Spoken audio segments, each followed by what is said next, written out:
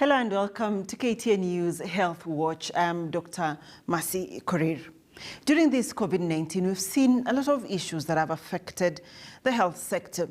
One of them is access to other healthcare services that are not necessarily COVID-19 related. How have mothers who need to deliver at night during curfew hours accessing maternity and child health services? People living with chronic illnesses like diabetes, hypertension, kidney disease, how have they been able to access their medicines? Beldin Waliaula, our health and science reporter, takes a look at this. The COVID-19 pandemic continues to be a major public health threat globally, and Kenya is not an exemption. During this period, since March, when the country registered its first COVID-19 case, containment measures and directives have been put in place. But this information instilled fear in some, others opting out of seeking health services in hospitals for fear of contracting the virus. Kwenda hata kliniki nilienda mara moja. Juu maneno ya corona ilikuwa ni ngumu. Kienda usi unaogopa utaambiwa kuna corona.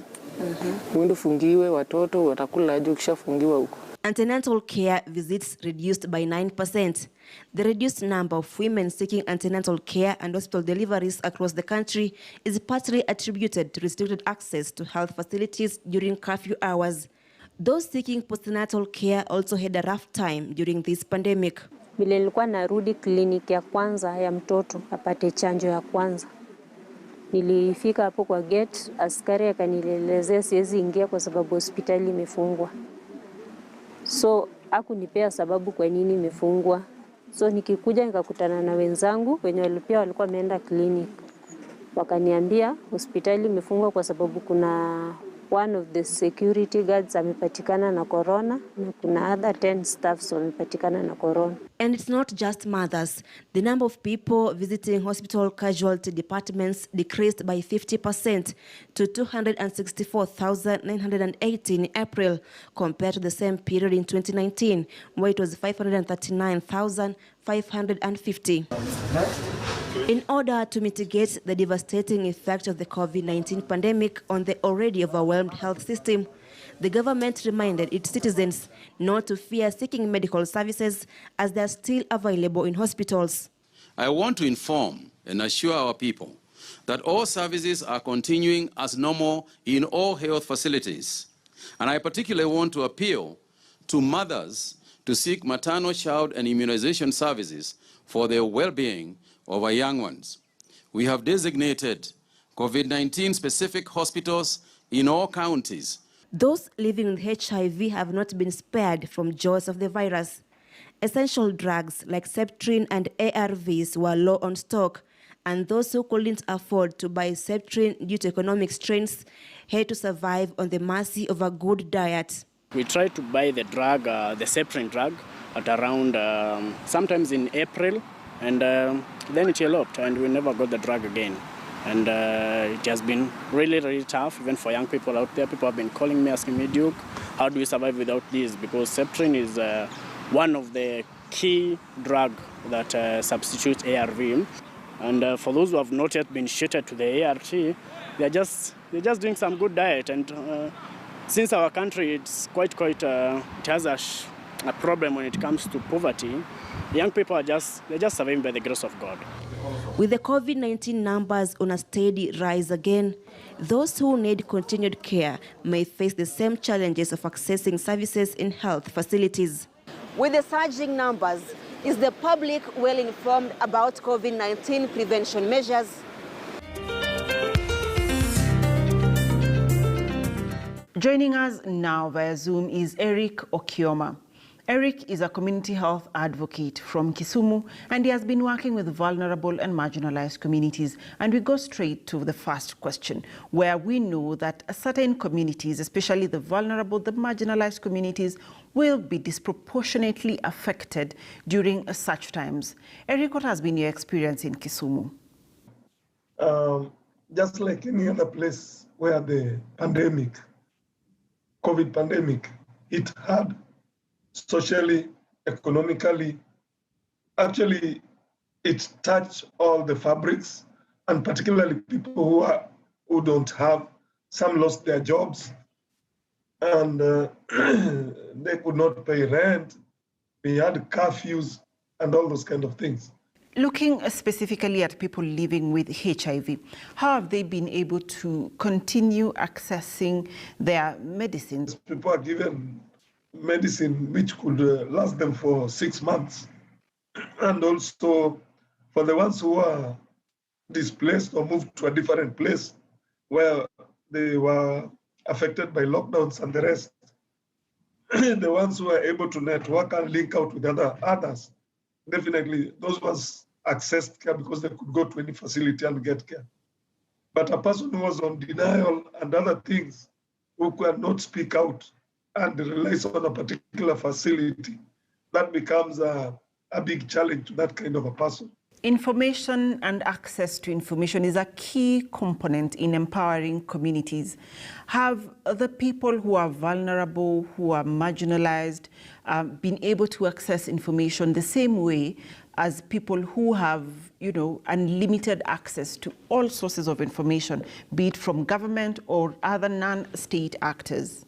Things like even getting information, and you see it's a pandemic kind of emergency, and you'll find that vulnerable people are just exposed, and with nobody to give them information or guidance, they become confused. Because if you look at lockdowns, people are displaced. Where it gets you is where you stay. If you're a person on medication, it becomes a problem because of stigma related. People like the key populations like sex workers, you find that this group of people cannot, actually, it becomes difficult for them. And unless otherwise, particularly you can even look at the government agencies when identifying vulnerable people. You'll find that those groups, some of them were left out because there was no criteria. And with the guidelines of COVID-19, psychosocial groups could not even meet issues of crowding and the rest, where they could even share that information, because some of these groups in the informal settlement don't have internet, don't have phones. Well, if you get one, he has Mulikamwizi. And those in fact, there are quite a lot of things. So you'll realize that there was scanty information, and also looking at COVID killing people with comorbidities. So people with HIV were not sure. They were not sure. But again, in that group of people, you'll get the older persons like us who have other morbidities. So you'll realize that the risk factor was still there, and there was nobody actually coming and telling us, giving us, or us sharing information, particularly with the vulnerable particularly in the informal settlements and the rural settings. Thank you very much, Mr. Okioma. Eric Okioma is a community health advocate working with vulnerable and marginalized communities in Kisumu. Now we go to our next segment with Dr. Githinji Gitahi, the AMREF Global CEO, and he's here to answer your questions on COVID-19. And this time around, you're asking about the safety of students and pupils in our schools. How do we effectively open our schools in phases with coronavirus numbers increasing? To open schools and for who is a very complex issue. It's a very complex issue because we know that children need to be in school. And they're not just in school to have fun, they're in school to develop their minds. So it's part of their growth. They're in school to socialize. It's part of their growth. They're in school, for many of them, because they need special education, which parents are not able to offer, and only certain teachers in schools are able to offer. They're also in school because we know that for many young children, they feed in school. That's why we have school feeding programs, which then nourishes them for them to grow their minds properly. So school is a really critical part of a child's development. Then on this other side, we have a pathogen, which is causing COVID-19, which we are worried about. We are worried about risk. We are worried about risk for the children. So we have to balance and ask ourselves, so when do you continue to provide this benefit that children need while reducing the risk? So the first thing to understand is that there will never be zero risk. Therefore, for COVID-19, the real question to ask is, at what point do we feel the risk is normalized or regularized, that it's not higher than normal, that would actually handle? And this is why that you watch the rate of infection, and you know that at a point when the rate of infection or the force of transmission is low, then you think that it is safe to open the school, but make sure that even as you open, you maintain certain measures. How can schools keep children safe in the environment? Children work in classes that are well aerated, because we know that COVID, the virus, thrives in closed spaces. So allow aeration. When children can learn outside, let them learn outside. Then reduce crowding, because we know schools also bring children together for sports, for theater, for all these things. Assembly. So remove all crowding events. And you say, by removing assembly, by removing sports events, by removing theater and music events, then you're further reducing the risk, because you're reducing crowding. The next thing is you may also consider to reduce the contact time. Remember that the rate of infection and the chance and the risk of infection increases the more people spend time together with an infected person. So you may also decide to reduce the number of hours that children are together. So all these measures put together reduce the risk to a level where it is okay to open. Not that the risk is zero, but the risk is minimized to a level where you believe it is acceptable. What roles can parents play to reduce the risks of contracting the virus? The first thing that parents can do is to ensure that their children who are old enough to wear masks, and they are provided with a mask that is clean. Whether it's reusable or not, it's cleaned with water and soap whenever it's needed to be cleaned. So that's the first thing, that when you give your child a mask. The second thing is that you talk to your child and ensure that they follow those guidelines as much as they can. Remember that we are not looking for 100% compliance. And this is why we have a challenge with understanding and accepting that schools can reopen, because we are aiming for a time when we have 100% compliance. Even for us as adults, when we've been told to social distance, to use masks, we have not had 100% compliance. So we don't expect it to happen to children, and yet the economy has opened. So the question is, parents can play the role by ensuring that their children obey wearing the mask as much as is possible. The more children we have obeying wearing masks for the longest, as long as we can, the lower the risk. The second thing the parents can play is to educate their children about hand washing with water and soap, because that is really basic, but it is needed not only for COVID, but it's also needed for general health. We know we've been training children on hygiene and sanitation for years, for diarrhea, for pneumonia. Not many people know that actually many cases of pneumonia under 5 are brought by lack of hygiene. So hygiene is necessary for COVID and also for other diseases. And the other area we need to do is, of course, ensure that our children are well nourished, because this gives them, the immunity that they need.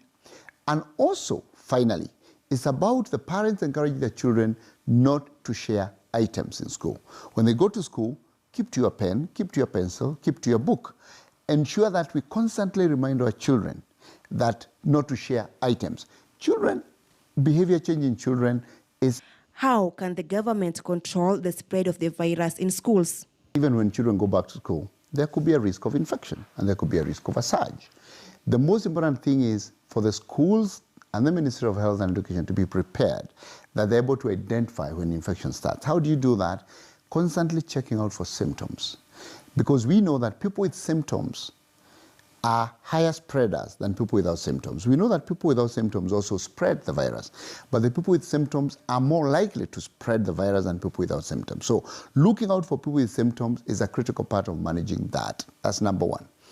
Number two is that ensuring that if you identify somebody who is infected, then you take the necessary measures that you take even in a community where you isolate, you quarantine, and you make sure that those who are infected are removed from those who are not infected, and that if there is a cluster, because again, COVID-19 operates in a cluster, it infects people who are close together. That's what we call a cluster. Could be a household, could be a school, could be a class, could be a dormitory. When you identify those, then you quickly manage the infection within that cluster so that you reduce the risk of spreading out to everyone else. So for us to watch, the risk exists for a surge, but for us to watch, the risk is to be prepared to identify early infections and take the measures that are needed to control the infection from moving to other people. That's all that we had for you on this episode of Health Watch. Be sure to join us next time as we look at another health issue that is of concern to you. I am Dr. Mombasa Road.